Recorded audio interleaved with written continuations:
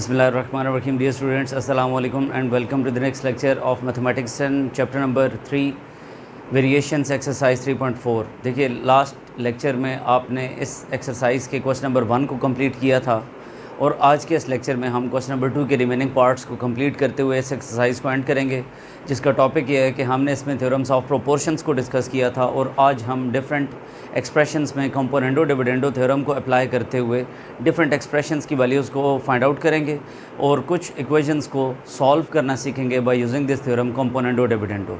तो स्टार्ट करते हैं एक्सरसाइज 3.4 क्वेश्चन नंबर 2 को। देखिए आपसे क्वेश्चन नंबर 2 में कहता है find the value of x plus 2y divided by x minus 2y plus x plus 2z divided by x minus 2z if x is equal to 4yz divided by y plus z। यानी x की उसने ये value आपको provide की है और आपने इस एक्सप्रेशन की वैल्यू को ओवरऑल फाइंड आउट करना है। और ये एक्सप्रेशन जनरेट आपने कैसे करना है? By using componendo dividendo theorem. तो देखिए आपको दिया गया है कि x की value 4yz divided by y plus z है।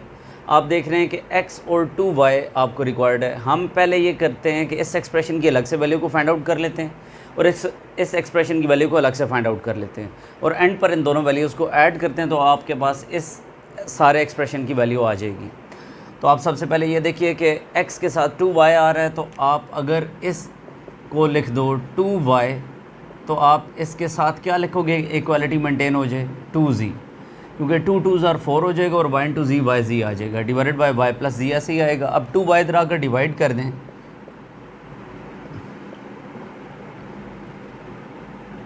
तो ये चीज़ आ रही है।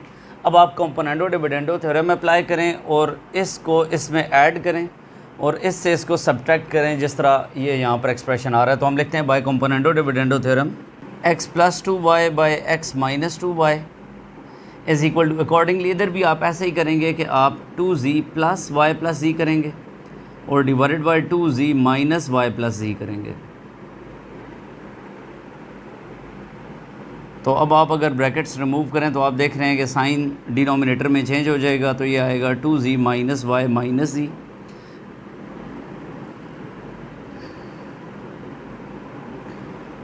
अब इसको मज़ीद सिंप्लीफाई कर लेते हैं, 2z में से z को माइनस कर लेते हैं और न्यूमरेटर में 2z में z को ऐड कर लेते हैं।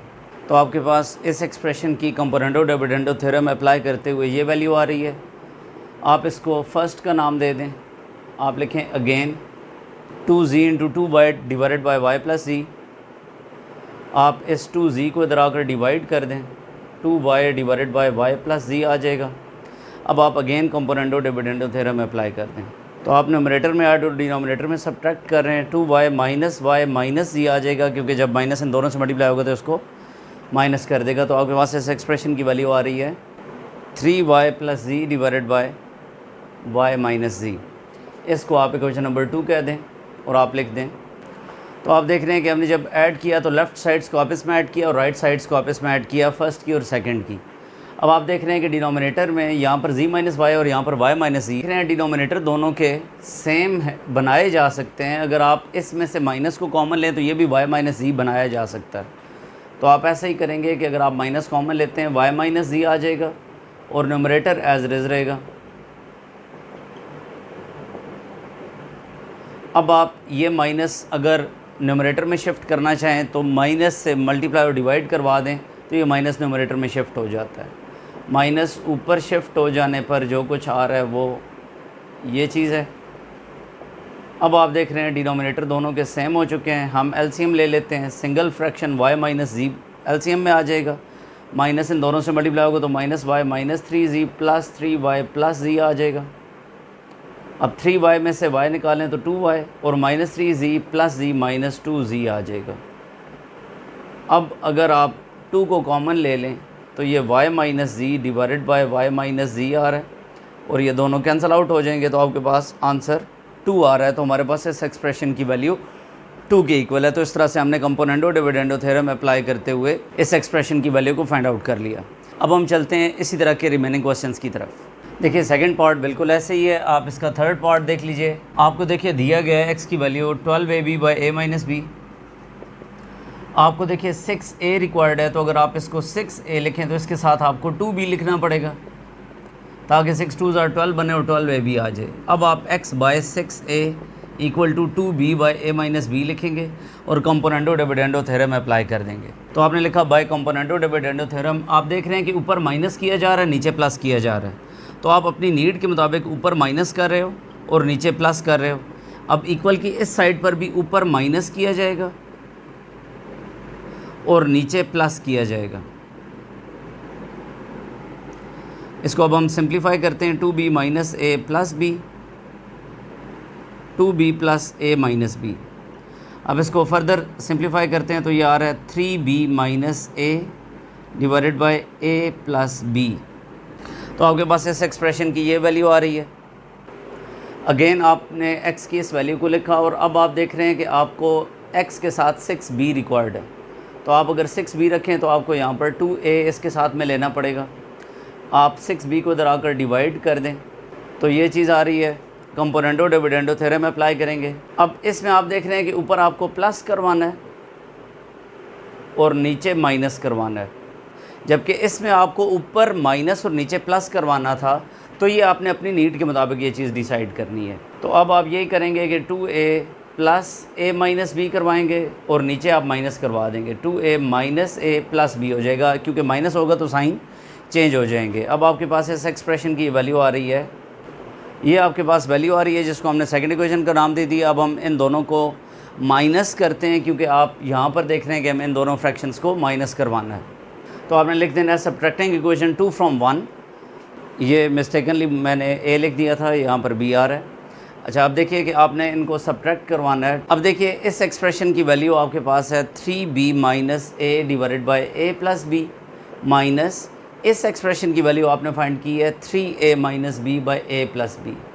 अब आप देख रहे हैं कि दोनों के डिनोमिनेटर तो वैसे ही सेम है, तो आप a प्लस बी एलसीएम ले लेंगे, 3b माइनस a। अब ये माइनस इन दोनों से मल्टीप्लाई करेंगे तो ये चीज़ आ रही है। अब देखिए तो minus 4a plus 4b answer आ रहा है बाई a प्लस बी।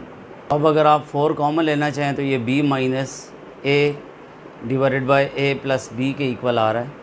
तो आपके पास ये इस एक्सप्रेशन की वैल्यू आ रही है by using कंपोनेंटो dividendo theorem. I think आपको ये पार्ट भी क्लियर हो रहा है। मूव करते हैं इसके नेक्स्ट पार्ट्स की जानिब। देखिए इसके 6 पार्ट में आपने सॉल्व करना है इस इक्वेशन को। हम लिखते हैं बाय कंपोनेंटो डिविडेंडो थ्योरम। आप देख रहे हैं कि उसने हमें ये शुरू में ही कहा था कि हमने इस थ्योरम को यूज़ करते हुए इन तमाम पार्ट्स को सॉल्व करना है। तो हम इस इक्वेशन को सॉल्व भी इसी थ्योरम के ज़रिए से करेंगे। आपकी मर्ज़ी है ऊपर ऐड और नीचे सब्ट्रैक्ट कर दें या ऊपर सब्ट्रैक्ट और नीचे ऐड कर दें। आप देख रहे हैं कि मैंने both sides of the equation पर ऊपर ऐड और नीचे सब्ट्रैक्ट कर दिया। तो आपके पास ये फैक्टर्स कैंसिल हो रहे हैं और इसी तरह से ये फैक्टर्स भी कैंसिल हो रहे हैं। ये आपके पास आंसर आ रहा है 2x माइनस 2 का होल स्क्वायर और नीचे आ रहा है -2 इंटू x माइनस 4 का होल स्क्वायर। अब 12 प्लस 13 ये 25 और डिनोमिनेटर में -1 आ रहा है। ये माइनस और ये माइनस कैंसिल हो सकते हैं। इसी तरह ये 2 और ये 2 कैंसिल आउट हो सकते हैं। इसी तरह अगर हम इसको लिखना चाहें तो x minus 2 by x minus 4 का होल स्क्वायर लिखा जा सकता है और इसे हम 5 का स्क्वायर लिख सकते हैं, taking square root on both sides.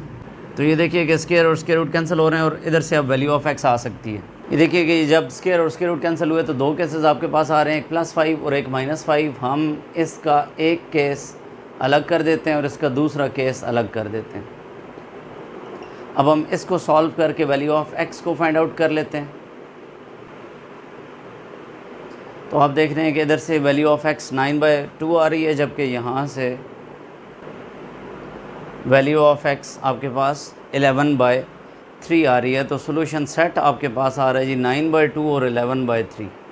क्योंकि हमारे पास क्वाड्रेटिक इक्वेशन थी, हमने इसको सॉल्व किया तो x के 2 सॉल्यूशंस को हमने फाइंड आउट कर लिया by using कंपोनेंटो dividendo theorem. I think कि आपको ये चीज़ भी क्लियर हो रही है कि हम इस थ्योरम को यूज़ करते हुए किसी इक्वेशन को सॉल्व कैसे करेंगे। मूव करते हैं इसके नेक्स्ट पार्ट्स की जानिब। तो अब आप देखिए कि आपको नेक्स्ट क्वेश्चन में रेडिकल इक्वेशन दी हुई है और आपने इसको सॉल्व करना है बाय यूजिंग कंपोनेंटो डिविडेंडो थ्योरम। तो आप लिख दोगे बाय कंपोनेंटो डिविडेंडो थ्योरम। आप देख रहे हैं कि इसके डिनोमिनेटर में कुछ नहीं है तो 1 है। आप ये थ्योरम अप्लाई कर दें तो आपके पास ये आएगा। तो आप ये देख रहे हैं कि मैंने ये थ्योरम अप्लाई किया, ऊपर प्लस और नीचे माइनस कर दिया। तो आप ऐसा करने पर देख रहे हैं कि ये दोनों फैक्टर्स और इसी तरह से ये दोनों फैक्टर्स कैंसिल हो रहे हैं और आपके पास आंसर आ रहा है 2 square root of x square plus 2 divided by 2 square root of x square minus 2। जबकि इक्वल की इस तरफ 3 और 2 माइनस 1 का आंसर 1, और ये दोनों कैंसिल आउट हो रहे हैं और आप इसको सिंगल रेडिकल में कन्वर्ट कर सकते हैं। X square plus 2 by x square minus 2 equals to 3। अब बोथ साइड्स पर स्क्वायर रूट को एलिमिनेट करने के लिए स्क्वायरिंग करेंगे।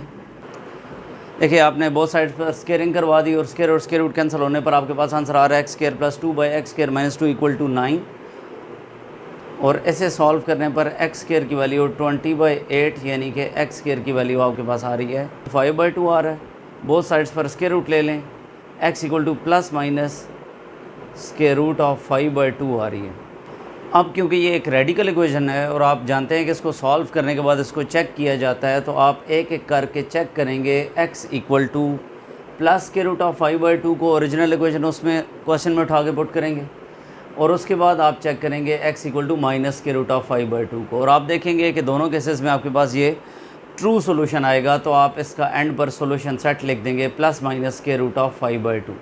तो इसका चेक करना ज़रूरी है बिकॉज ये रेडिकल इक्वेशन है, और इसको सॉल्व करते हुए जब हम ज़ाहिर है कि बोथ साइड्स पर ख़ुद से स्क्वायर करवाते हैं तो ऐसा करने पर एक्सट्रेनियस रूट आने के चांसेस होते हैं, तो इसलिए उन रूट्स को चेक किया जाना ज़रूरी होता है। तो अब मूव करते हैं इसके नेक्स्ट पार्ट की जानिब। देखिए 9th पार्ट है आपके पास, आपने इस क्यूबिक इक्वेशन को सॉल्व करना है और अगेन आप बाय कॉम्पोनेंडो डिविडेंडो थ्योरम इसे सॉल्व करोगे। तो आपने इसी तरह से ऊपर प्लस और नीचे माइनस करवा दिया। आप देख रहे हैं कि ये और ये फैक्टर कैंसिल हो रहे हैं और इसी तरह से ये और ये फैक्टर कैंसिल हो रहे हैं। आपके पास आंसर आ रहा है 2 × x + 5 का क्यूब डिवाइडेड बाय -2 × x - 3 का क्यूब, और ये आंसर आ रहा है 27/-1। माइनस बोथ साइड से कैंसिल, इसी तरह से 2 बोथ साइड से कैंसिल। हम इसको x + 5/x - 3 का होल क्यूब लिख सकते हैं और इक्वल टू 27 आ जाएगा। अब बोथ साइड्स पर क्यूब रूट अप्लाई करें, तो ये हमने क्यूब रूट अप्लाई कर दिया और आप देख रहे हैं कि ये आपके पास इस एक्सप्रेशन की वैल्यू आ रही है 3। अब आप इसको सॉल्व कर लो फर्दर, तो ये आपके पास x की वैल्यू 7 आ रही है और यही सॉल्यूशन सेट होगा x = 7। अब इसको चेक करना ज़रूरी नहीं है क्योंकि ये रेडिकल इक्वेशन नहीं है, और रेडिकल में भी पार्टिकुलरली स्क्वायर रूट या फोर्थ रूट यानी इवन रूट्स की इक्वेशन को चेक करना ज़रूरी होता है। इसी के साथ हमारी एक्सरसाइज और ये लेक्चर एंड होता है। आई थिंक आपको ये तमाम क्वेश्चंस क्लियर हो रहे हैं और कंपोनेंडो डिविडेंडो थ्योरम को अप्लाई करते हुए डिफरेंट एक्सप्रेशंस को फाइंड आउट करना और डिफरेंट इक्वेशंस को सॉल्व करना आपने सीख लिया होगा। That's the end of today's lecture. आने वाले लेक्चर में हम एक्सरसाइज 3.5 को स्टार्ट करेंगे। So keep watching this channel. अगर आपको ये वीडियोज़ पसंद आ रही हैं तो प्लीज़ इसे लाइक करें, सब्सक्राइब करें, इस चैनल को प्रमोट करें। Thank you so much for watching. Take care. अल्लाह हाफिज़।